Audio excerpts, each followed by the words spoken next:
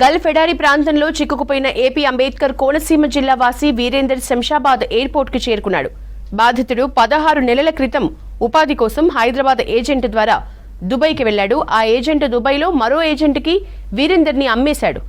దీంతో తనను రక్షించాలని ఏపీ మంత్రి లోకేష్ ని ట్విట్టర్ ద్వారా వేడుకున్నాడు వీరేందర్. స్పందించిన లోకేష్ బాధితుడిని సొంతూరికి తీసుకొచ్చేందుకు చర్యలు తీసుకున్నారు. ఇవాళ ఉదయం వీరేందర్ శంషాబాద్ ఎయిర్పోర్ట్ కి చేరుకున్నారు. వీరేందర్ సోదరి లక్ష్మి, స్నేహితులు ఆయనకు స్వాగతం పలికారు. ప్రాణాలతో తిరిగి వస్తానని అనుకోలేదన్నారు వీరేందర్. తనకు సహాయం చేసిన మంత్రి లోకేష్ కి ధన్యవాదాలు తెలిపాడు.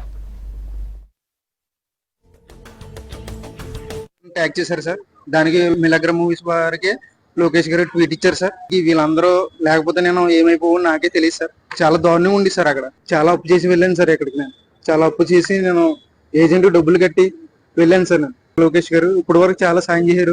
మీరు ఏమన్నా దయతలిచి ఒక చిన్న ఉద్యోగం ఇస్తే